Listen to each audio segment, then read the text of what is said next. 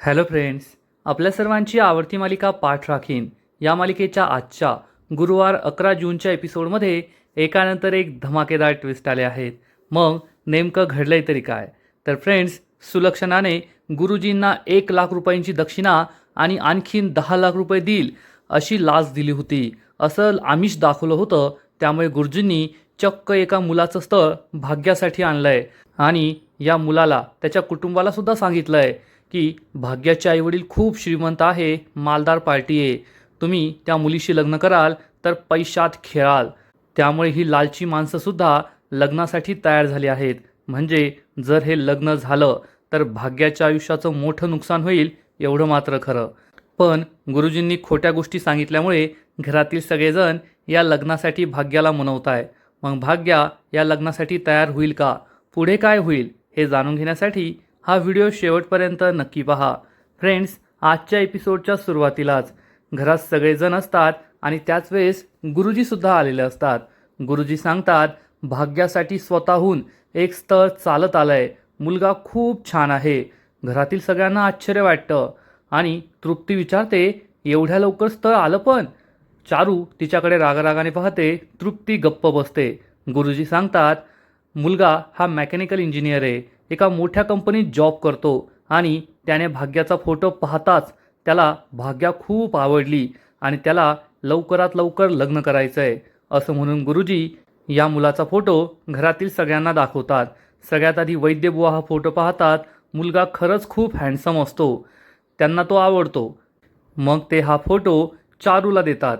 चारूला सुद्धा मुलगा खूप आवडतो. तृप्तीसुद्धा विचार करते खरंच खूप भारी मुलगा आहे.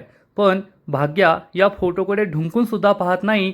लग्न करायचं नाही असा तिचा विचार असतो. चारू विचारते, गुरुजी खरंच का? या मुलाला आमची भाग्या आवडली आहे. तर गुरुजी म्हणतात, मग मी काय खोटं बोलतोय? अहो, त्यांना तुमची भाग्या खूप आवडली आहे आणि त्यांना लवकरात लवकर लग्न करायचं आहे. घरातील सगळेजण खूप खुश होतात. परंतु भाग्या यासाठी काही तयार नसते. ती खूप शांत असते.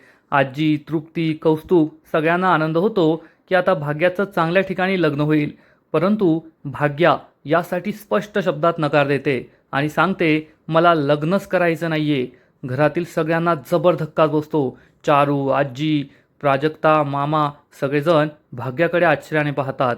तर तृप्ती कौस्तुभला म्हणते, ही भाग्या अजूनसुद्धा त्या कौशिकमध्येच अडकली आहे, म्हणून तिला लग्न करायचं नाहीये. हे ऐकून भाग्या तोंड वाकडं करते. तर प्राजक्ता विचारते, भाग्या काय झालं? तुला हे लग्न का नाही करायचंय? चारूसुद्धा तिला विचारते, भाग्या तू जुन्या गोष्टींचा विचार करते का? तुला लग्न का नाही करायचंय? भाग्या चिडून उठते आणि म्हणते, मला लग्न नाही करायचं म्हणजे नाही, असं म्हणून ती निघून जाते. घरातील सगळ्यांना खूप टेन्शन येतं. तेवढ्यात आई आजी सांगते, भाग्याने धसका घेतलाय. तृप्ती विचारते, कसला धसका? आजी सांगते, पुन्हा एकदा बघण्याचा कार्यक्रम झाला आणि त्या कार्यक्रमात तिच्याऐवजी प्राजक्तालाच मुलाने पसंत केलं तर काय होईल? हा धसका तिने घेतलाय. प्राजक्ताला खूप वाईट वाटतं. गुरुजी सांगतात, त्याची चिंता नसावी, तुम्ही त्याची चिंता करूच नका, कारण मुलाने भाग्यश्रीचा फोटो पाहून तिला पसंत केलंय. त्यामुळे तो प्राजक्ताला पसंत करण्याचा काही विषयच येत नाही. तुम्ही निर्धास्त राहा. तुम्ही फक्त भाग्याला या लग्नासाठी पाहण्याच्या कार्यक्रमासाठी तयार करा. लग्न जमेल ही माझी गॅरंटी. हे ऐकून घरातील सगळेजण खूप खुश होतात. इकडे सुलक्षणा अंबिकाला सांगते, देवाने आपलं काम केलंय, प्राजक्ताला आपल्या आयुष्यात पाठवलं, आता आपल्याला आपलं काम करायचंय. प्राजक्ताचं आणि आलोकचं लग्न लावून द्यायचं आणि मग आलोकची सगळी जबाबदारी प्राजक्ताची. मला पूर्ण गॅरंटी आहे, प्राजक्ता आलोकचं नशीब बदलेल, त्याचं भाग्य बदलेल आणि या दोघांचं लग्न झाल्यावर आलोक पूर्णपणे बदलून जाईल. हे ऐकून अंबिकाही खुश होते. अंबिका म्हणते, वहिनी असं झालं ना तर सगळ्यात जास्त आनंद मला होईल. इकडे आलोक संपूर्ण रूम स्कॅन करत असतो. कोठे काही इम्परफेक्ट आहे का, काही चुकलंय का, आणि तेवढ्यात त्याचं लक्ष बुक शेल्फवर जातं आणि तेथे सगळे बुक्स हे खालीवर ठेवले आहेत, चुकीच्या पद्धतीने ठेवलेत हे त्याला दिसतं आणि आलोक जोरात ओरडतो, व्हॉट नॉनसेन्स. त्याचा हा आवाज ऐकून अंबिका आणि सुलक्षणा खूप घाबरतात. दोघी आतमध्ये येतात. तर आलोक हा पुस्तकं नीट करत असतो. तेवढ्यात त्याची नजर सुलक्षणावर जाते. सुलक्षणाला पाहून तो खूप चिडतो आणि जोरात ओरडतो, तू येथे कशाला थांबली आहेस? निघ इथून. हे ऐकून अंबिका आणि सुलक्षणाला खूप वाईट वाटतं. सुलक्षणा मनात विचार करते, आलोक, युद्धात आणि प्रेमात सगळं काही माप असतं आणि मी तुझं प्राजक्ताशी लग्न करून देतेय, भाग्याचं लग्न दुसऱ्या मुलाशी लावतीये, हे फक्त एका आईचं प्रेम आहे, माझं तुझ्यावरचं प्रेम. आणि तुझा उत्कर्ष व्हावा, तू सुधारावास, तुझं जे पोटेन्शियल आहे ते तू यूज करावं, त्यासाठी मी काहीही करू शकते आणि हेच माझं तुझ्यासाठीचं प्रेम आहे. आलोक पुन्हा एकदा सुलक्षणाकडे रागरागाने पाहतो. सुलक्षणा दुःखी होऊन तेथून निघून जाते आणि इकडे भाग्या समुद्राच्या किनारी येऊन बसलेली असते. तेवढ्यात प्राजक्ता तेथे येते. भाग्या विचारते, तुझं काय, तू काय येथे आली आहेस, तुला कसं कळलं मी येथे? प्राजक्ता तिच्या शेजारी येऊन बसते आणि म्हणते, खवळलेला समुद्र हा समुद्र किनारी येऊनच शांत होतो, हे मला माहिती आहे, म्हणून मी येथे आली आहे. भाग्या चिडून म्हणते, मला तुझ्याशी नाही बोलायचं आहे आणि मी लग्न करण्यासाठी तयार होणार नाही आहे, मी या पाहण्याचा कार्यक्रम नाही करणार आहे. प्राजक्ता म्हणते, तुला कोण म्हटलं की येथे मी तुला समजवायला आली आहे किंवा मनवायला आली आहे की भाग्या हे तू लग्न कर किंवा मग बघण्याचा कार्यक्रम कर, असं काही नाही आहे. येथे तर मी तुझ्याशी गप्पा मारायला आली आहे. आणि तेवढ्यात या दोघींचं लक्ष एका कपलवर जातं. हे नवरा बायको रस्त्याने भांडण करत जात असतात आणि ही बायको म्हणते, मला त्याच दुकानातून ड्रेस हवा होता, पण तुम्ही मला तेथे काही घेऊच दिलं नाही, थांबूच दिलं नाही आणि आता एवढ्या उन्हाचं मला फिरवताय. हा नवरा म्हणतो, अगं बाई, तेथे चांगला ड्रेस नव्हता, तुला आवडतच नव्हता आणि किती वेळ लागत होता. तर ही मुलगी म्हणते, नाही, मला तुमचं काहीच ऐकून घ्यायचं नाही. प्राजक्ता आणि भाग्या त्यांच्याकडेच पाहत असतात. तेवढ्यात ही मुलगी अडखळते आणि खाली पडते. हा मुलगा खूप प्रेमाने तिची चौकशी करतो, लागलं तर नाही ना तिला? तर ही मुलगी त्यालाच दोष देते, तुमच्यामुळेच मी पडली आहे. प्राजक्ता आणि भाग्यासुद्धा विचारतात, ताई तुम्हाला लागलं तर नाही ना? ही मुलगी म्हणते, नाही नाही, बरी आहे मी. हे दोघे उभे राहतात आणि जाणार इतक्यात हा मुलगा म्हणतो, चल मी तुला एका मोठ्या दुकानात घेऊन जातो आणि तुला हवा तो ड्रेस तू घे. ही मुलगी विचारते, खरंच का? हा मुलगा म्हणतो, हो. आणि मग हे दोघे खुश होऊन हातात हात घालून तेथून निघून जातात. या दोघांना पाहून प्राजक्ता आणि भाग्या खूप खुश होतात. प्राजक्ता भाग्याला समजावून सांगते, पाहिलंस का, ते सुद्धा आपल्यासारखेच आहेत आणि सामान्य माणसांमध्ये सुद्धा खरं प्रेम होऊ शकतं. तो मुलगा त्या मुलीवर किती प्रेम करतो पहा. कधी तिने तिला दोष दिला, कधी त्याने तिला दोष दिला, पण शेवटी ते दोघे एकत्र आले आणि खुश होऊन तेथून निघून गेले. यालाच तर प्रेम म्हणतात.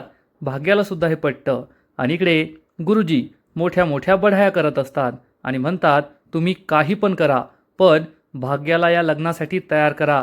भाग्याचं जर हे लग्न जमलं ना, तर ती खूप नशिबान असेल. चारू, आय्याजी यांना खूप आनंद होतो. तेव्हा वैद्यबुवा विचारतात, पण गुरुजी, जर मुलगीच तयार नसेल तर आम्ही काय करायचं? गुरुजी सांगतात, ते तुमचं तुम्ही पहा, पण मुलाकडील लोकांना खूप घाई आहे. त्यांना 10 दिवसात लग्न करून लगेच बँगलोरला शिफ्ट व्हायचं आहे, कारण मुलाची नोकरी बँगलोरला आहे. सगळेजण विचारतात, बँगलोरला? तर गुरुजी सांगतात, हो, बँगलोरला. तुम्ही माझ्यावर विश्वास ठेवा, तुमची भाग्यश्री खूप खुश राहील, आनंदात राहील. फक्त तुम्ही तिला बघण्याच्या कार्यक्रमासाठी तयार करा, कारण मुलाने स्वतः तुमच्या मुलीचा फोटो पाहून तिला निवडलंय, त्याला मुलगी खूप आवडली आहे. इकडे भाग्यश्री ही प्राजक्ताला म्हणते, प्राजू, मला नाही वाटत कधी कोणी माझ्यावर खरं प्रेम करेल, माझ्यावर कुणीच प्रेम करू शकत नाही. प्राजक्ताला खूप वाईट वाटतं आणि ती भाग्याला विचारते, तुला असं का वाटतंय? तर भाग्यश्री तिला सांगते, कारण मी सुंदर नाही आहे, मी सुंदर दिसत नाही आणि कधीच कोणता मुलगा माझ्यासारख्या मुलीवर प्रेम करणार नाही. भाग्यश्री प्राजक्ताला समजावून सांगते, सुंदर सुंदर नेमकं असतं तरी काय? भाग्यश्री, प्रत्येकाची सुंदरताची व्याख्या ही वेगळी असते. आता कदाचित एखाद्याला तू सुंदर वाटणार नाही, पण माझ्यासाठी माझी बहीण ही जगातील सगळ्यात सुंदर मुलगी आहे. मामा मामी त्यांच्यासाठी तू जगातील सगळ्यात सुंदर मुलगी आहेस. त्यामुळे सुंदरता ही पाहणाऱ्याच्या नजरेत असते. एखादी व्यक्ती उजळ आहे, गोरी आहे म्हणून ती सुंदर आहे असं होत नाही. त्यामुळे तुझ्या मनात ही जी गोष्ट बसली ना, ती दूर करून टाक. फक्त एक मुलगा तुला सुंदर नाही म्हणाला किंवा त्याने तुला पसंत नाही केलं, यावरून तू सगळे मुलं तसेच असतील असा विचार नाही करू शकत. तू मला विचारलंस ना, तर तू या जगातील सगळ्यात सुंदर मुलगी आहे, माझी सगळ्यात सुंदर बहीण. असं म्हणून प्राजक्ता भाग्यश्रीला मिठी मारते. भाग्यश्रीला छान वाटतं, पण प्राजक्ता फक्त आपल्याला समजवण्याचा प्रयत्न करते आणि आपल्याला कोणताच मुलगा पसंत करणार नाही असं भाग्याच्या मनात झालेलं असतं. आणि इकडे तृप्ती ही गुरुजींना विचारते, गुरुजी तुम्ही खरंच भाग्यश्रीचा फोटोच त्या मुलाला दाखवला ना, नाहीतर काहीतरी गडबड झाली असेल. कारण भाग्यश्रीचा फोटो पाहून मुलगा म्हणाला की मला मुलगी पसंत आहे, हे काही माझ्या गळ्याखाली उतरत नाहीये. गुरुजी हे खूप टेन्शनमध्ये येतात. त्यांना आठवतं की जेव्हा त्या मुलाच्या घरी गेले होते आणि त्यांनी भाग्यश्रीचा फोटो या मुलाला दाखवला, तर या मुलाने रागारागाने हा फोटो फेकून दिला आणि म्हणाला, व्हॉट नॉनसेन्स, ही कोण आहे, किती घाणेरडी मुलगी आहे, हा फोटो का दाखवताय मला, काहीही स्थळ आणतात. हा मुलगा जाऊ लागतो तेवढ्यात गुरुजी म्हणतात, 1,00,000 रुपये दक्षिणा दिली आहे मला. हे ऐकून मुलगा थांबतो. मुलाचे वडील, मुलाची आई सगळ्यांचे डोळे मोठे होतात. 1,00,000 रुपये दक्षिणा? गुरुजी सांगतात, हे पहा, 1,00,000 रुपये दक्षिणा दिली आहे आणि लग्न जमल्यानंतर आणखीन पैसे मिळणार आहे. जर मला फक्त लग्न जमवण्यासाठी एवढे पैसे मिळू शकतात, तर तुम्हाला किती पैसे मिळतील याचा विचार करा. हे सगळेजण पाहतच राहतात. मुलाची आई म्हणते, गुरुजी खरंच स्थळ एवढं भारी आहे का, एवढी मालदार पार्टी आहे का? गुरुजी सांगतात, खूप मालदार पार्टी आहे, त्यांच्याकडे खूप पैसा आहे, तुम्ही हे लग्न तर करा, मग पहा तुम्ही सगळे पैशात कसे लोळता ते. मुलाची आई म्हणते, अरे वा, थांबा गुरुजी, मी त्याला समजून सांगते. आणि मग मुलाची आई मुलाजवळ येते आणि त्याला समजून सांगते, अरे मुलीचं रंगरूप काही महत्त्वाचं नसतं, महत्त्वाचा असतो तो पैसा. एकदा या मुलीशी लग्न केलं मग तू पहा कसा पैशात लोळतो. या मुलाला सुद्धा हे पटतं आणि गुरुजी खूप खुश होतात. मुलाची आई गुरुजींना सांगते, गुरुजी आम्ही ही मुलगी चालून घेऊ, तुम्ही फक्त हे लग्न कसं जमताना ते बघा. गुरुजी हो म्हणतात आणि हे सगळं झालेलं गुरुजी काही खरं सांगत नाही. आता गुरुजींना सुलक्षणाने 10,00,000 रुपये द्यायचं कबूल केलं आहे. त्यामुळे गुरुजींनी हीच गोष्ट मुलाकडील लोकांना सांगितली आहे की मुलगी खूप श्रीमंत आहे आणि तुम्हाला त्याचा फायदा होईल. इकडे गुरुजी सगळ्यांना सांगतात, अहो जेव्हा त्यांनी भाग्यश्रीचा फोटो पाहिला ना, तेव्हा त्यांना फोटो खूप आवडला. मुलगा तर म्हणाला, ही मुलगी किती सुंदर आहे, तिला मुलीचे डोळे खूप आवडले. चारू विचारते, अजून काय म्हणाले ते भाग्याबद्दल? तर गुरुजी सगळं खोटं नाटं सांगतात. मुलाच्या आईला तर मुलगी खूप आवडली आणि ती म्हणाली, सून असावी तर अशी, हीच मुलगी माझी सून बनणार. आई, आजी, वैद्यबुवा, चारू या सगळ्यांना खूप आनंद होतो. पण तृप्तीला मात्र संशय येतो की नक्कीच काहीतरी गडबड आहे. वैद्यबुवा विचारतात, पण मुलाचे आईवडील काय करतात? मग गुरुजी सांगतात, मुलाचे वडील हे सरकारी नोकरी करत होते, ते रिटायर झाले आहेत. आणि मुलाची आई बँकेत मॅनेजर होती, ती सुद्धा आता रिटायर झाली आहे. आणि मुलगा सुद्धा बक्कळ पैसा कमवतो. गावाकडे 1.5 एकर शेती आहे, सगळं काही चांगलं आहे. येथे सुद्धा स्वतःचं घर आहे, बँगलोरला पण स्वतःचं घर घेणार आहेत ते.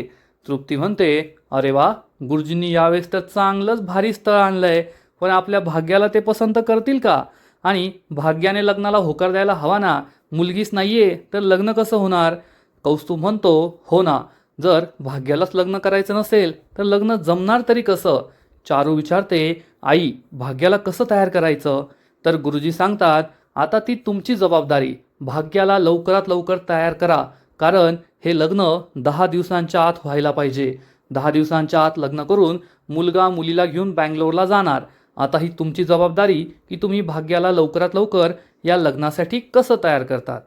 आणि इकडे प्राजक्ता ही भाग्याला समजावून सांगत असते, भाग्या तू जास्त विचार करू नको, तू एकदा मुलगा पाहून घे, पाहण्याचा कार्यक्रम कर आणि मग तुला निर्णय घेता येईल ना. आणि प्रेमाचं कसं असतं? प्रेम हे होतं, लग्नानंतर सुद्धा प्रेम होऊ शकतं. भाग्यश्री म्हणते, पण मला नाही वाटत कुणी माझ्यावर प्रेम करेल. प्राजक्ता तिला समजावून सांगते, लग्न झाल्यानंतर तो व्यक्ती माझ्यावर प्रेम करेल की नाही यासाठीच लग्न करायचं नसतं, तर ज्या व्यक्ती आपल्यावर प्रेम करतात त्यांच्यासाठी सुद्धा लग्न करायचं असतं. तू असा विचार कर ना, मामा, मामी, आई, आजी यांचं तुझ्यावर किती प्रेम आहे, तुझं लग्न व्हावं यासाठी ते किती प्रयत्न करतात. अगं मामी तर रात्रंदिवस हेच म्हणत असते की माझ्या भाग्याचं लग्न जमू दे, माझ्या भाग्याचं लग्न कधी होईल. आणि आई आजी तर ज्या मंदिरात जाईल त्या मंदिरात तुझ्यासाठी नवस करत असते की माझ्या भाग्याचं चांगल्या ठिकाणी लग्न जमू दे. मग तू त्यांच्यासाठी लग्न का नाही करू शकत? तुझ्याऐवजी जर मी असते ना आणि माझ्यावर एवढं प्रेम कुणी केलं असतं तर मी त्यांच्यासाठी काहीही केलं असतं. भाग्या म्हणते, प्राजक्ता तुला नाही कळायचं जेव्हा एखादा मुलगा आपल्या लुक्सवरून बोलतो, जेव्हा तो म्हणतो तू छान नाही दिसत, तू कुरूप दिसते, तेव्हा कसं वाटतं? प्राजक्ता आणि भाग्याला आठवतं जेव्हा कौशिक तिला पाहायला आला होता, तेव्हा कौशिक म्हणाला होता, माझं भाग्यावर कधीच प्रेम नव्हतं, माझं तर प्राजक्तावर प्रेम आहे. आणि मग कौशिकची आई भाग्याला वाटेल ते बोलली होती, या मुलीला रंग नाही, रूप नाही, ही मुलगी कुरूप आहे आणि अशा मुलीचं मी माझ्या कौशिकशी कधीच लग्न लावून देणार नाही. हे सगळं आठवून भाग्या खूप दुःखी होते आणि म्हणते, प्राजक्ता तुला कधीच कळणार नाही रिजेक्शन काय असतं. जेव्हा चार चौघात आपल्या रंगावरून, आपल्या दिसण्यावरून आपल्याला चिडवलं जातं, डिवसलं जातं, तेव्हा कसं वाटतं. आणि माझ्यासारखी मुलगी फार फार तर एखाद्या मुलाची मैत्रीण होऊ शकते, पण त्याची बायको कधीच होऊ शकत नाही. माझ्यासारख्या मुलीला सगळे रिजेक्टच करतात. प्राजक्ता म्हणते, भाग्यश्री, लहानपणापासून मी माझ्या आईला कधीच पाहिलं नाही. जेव्हा मला कळायला लागलं तेव्हा ज्या स्त्रीमध्ये, ज्या मामीमध्ये मी माझी आई पाहिली, त्या मामीने कधीच मला माझी मुलगी नाही मानलं आणि कधीच मला आईचं प्रेम दिलं नाही. त्यापेक्षा तर हे रिजेक्शनचं दुःख जास्त असणार नाही ना. असं म्हणताना प्राजक्ताच्या डोळ्यात पाणी येतं. भाग्यश्रीसुद्धा खूप दुःखी होते. भाग्यश्री ही प्राजक्ताला शांत करते. प्राजक्ता तिला समजावून सांगते, आता आपण जास्त वेळ घालवायला नको. मी तुला फक्त एवढंच सांगेल की घरच्यांचा विचार कर आणि मुलगा पाहण्यास काहीच हरकत नाही आहे. पुढचं आपण पुढे पाहूया. भाग्यश्रीला सुद्धा हे पटतं आणि मग थोड्या वेळानंतर गुरुजी ही घरी जायला निघालेले असतात. आई आजी म्हणते, गुरुजी तुम्ही काळजी करू नका, आम्ही भाग्याला समजवण्याचा प्रयत्न करतो. गुरुजी नमस्कार करतात आणि जाऊ लागतात. तर तृप्ती विचार करते, हीच योग्य वेळ आहे. भाग्य आणि प्राजक्ता घरात नाही आहे आणि हे सगळे सुद्धा गुरुजींबरोबर बिझी आहेत.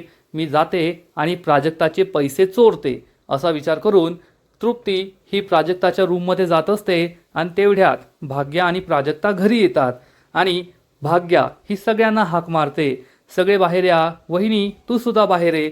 त्यामुळे तृप्तीचा प्लॅन कॅन्सल होतो आणि तृप्ती बाहेर येते. घरातील सगळेजण विचारतात, काय झालं भाग्या? तर भाग्य सर्वांना सांगते, मी उद्या पाहण्याचा कार्यक्रम करायला तयार आहे. हे ऐकून गुरुजी, चारू, वैद्यबुवा सगळ्यांना खूप आनंद होतो. आई आजी म्हणते, भाग्य आम्हाला तू किती घाबरवलंस? तर भाग्या म्हणते, पण माझी एक अट आहे. हे ऐकून सगळ्यांना मोठा धक्काच बसतो. आता अट काय आहे हा प्रश्न सगळ्यांना पडतो आणि भाग्या सांगते, जर मला मुलगा पसंत पडला तरच मी लग्नाला होकार देईल, कुणीही माझ्यावर दबाव टाकायचा नाही. वैद्यबुवा म्हणतात, ठीक आहे भाग्या, तुझ्यावर कुणीही दबाव टाकणार नाही, तुला मुलगा आवडला तरच आपण हे लग्न जमवू. तर गुरुजी म्हणतात, मुलामध्ये कोणतीच खोट नाही आहे, त्यामुळे हे लग्न जमणारच. हे ऐकून चारू खूप खुश होते आणि म्हणते, गुरुजी मग उद्याच आपण पाहण्याचा कार्यक्रम करूया. गुरुजी हो म्हणतात, नमस्कार करून तेथून निघून जातात. घरातील सगळ्यांना खूप आनंद झालेला असतो. चारू म्हणते, भाग्या तू टेन्शन घेऊ नको, हे लग्न जमणारच. चला सगळे आतमध्ये, आपण पाहण्याच्या कार्यक्रमाची तयारी करूया आणि मी सगळ्यांसाठी काहीतरी गोड बनवते. असं म्हणून चारू आतमध्ये निघून जाते. घरातील सगळे खूप खुश असतात. भाग्या ही प्राजक्ता या दोघीच बाहेर असतात. प्राजक्ता भाग्याला म्हणते, उद्याच्या कार्यक्रमासाठी मीच तुला तयार करते. आई आजी हे सगळं ऐकते. प्राजक्ता म्हणते, मी तुला असं तयार करेल ना की तो मुलगा तुझ्याकडे पाहतच राहील. या दोघी खुश असतात. पण हे ऐकून आजीला खूप राग येतो आणि आजचा एपिसोड येथेच संपतो. फ्रेंड्स, पाठ राखीन या मालिकेचा आजचा एपिसोड खरंच खूप भारी होता, इंटरेस्टिंग होता. शेवटी गुरुजींनी पैशांच्या लालचेसाठी भाग्याचं लग्न एका चुकीच्या मुलाबरोबर जमवायचं ठरवलंय आणि जर हे लग्न जमलं तर भाग्याच्या आयुष्याचं खूप मोठं नुकसान होईल, एवढं मात्र खरं. पाठ राखीन मालिकेचा आजचा एपिसोड तर भारी होता, पण पुढील एपिसोड आणखीन भारी असणारे, आणखीन मोठा ट्विस्ट या मालिकेत येणारे. मग नेमकं घडणार तरी काय? तर पुढील एपिसोडमध्ये आपण पाहू. चारू प्राजक्ताला समजावून सांगेल, जर तुझी अशी इच्छा असेल की उद्या भाग्याचं लग्न जमावं, मुलाने तिला पसंत करावं, तर माझी एक अट आहे. या कार्यक्रमात तू मुलासमोर किंवा मुलाच्या घरातील लोकांसमोर यायचं नाही, तू तुझ्या खोलीतच राहायचं. हे ऐकून प्राजक्ताला खूप वाईट वाटणार. प्राजक्ता यासाठी होकार देईल, पण आपल्यामुळे भाग्याचं लग्न जमणार नाही असा विचार करून ती खूप दुःखी होईल. आणि दुसऱ्या दिवशी सकाळी जेव्हा प्राजक्ता ही सुलक्षणा सूर्यवंशींच्या घरी जाईल, तेव्हा सुलक्षणा ही गुरुजींबरोबर बोलत असेल आणि ती गुरुजींना सांगेल, गुरुजी काहीही झालं तरी 10 दिवसांच्या आत त्या भाग्याचं लग्न व्हायला पाहिजे. आणि एकदा का त्या भाग्याचं लग्न झालं, मी माझ्या आलोकसाठी प्राजक्ताचा हात मागणार आणि प्राजक्ता आलोकचं लग्न लावून देणार. त्याच वेळेस प्राजक्ता ही दरवाजाजवळ येईल. मग आता प्राजक्ता हे बोलणं ऐकेल की नाही, गुरुजींना पाहिल की नाही, हे तर आपल्याला उद्याच कळणार आहे. पण सुलक्षणा आपला संपूर्ण प्लॅन गुरुजींना सांगेल. ती गुरुजींना सांगेल की काहीही करून मला लवकरात लवकर प्राजक्ता आणि आलोकचं लग्न लावून द्यायचं आहे आणि प्राजक्ताला या लग्नासाठी कसं तयार करायचं ते मी पाहणार. मग आता प्राजक्ता आणि आलोकचं लग्न कसं होईल, भाग्याचं लग्न त्या मुलाबरोबर होणार का, हे जाणून घेण्यासाठी व्हिडिओला लाईक करा, शेअर करा, चॅनलला सबस्क्राईब करून बेल आयकॉनवर क्लिक करा. म्हणजेच पाठ राखीन या मालिकेचे असेच नवीन नवीन एपिसोड, नवीन नवीन अपडेट तुम्हाला सर्वात आधी पाहायला मिळतील. खूप खूप खूप धन्यवाद.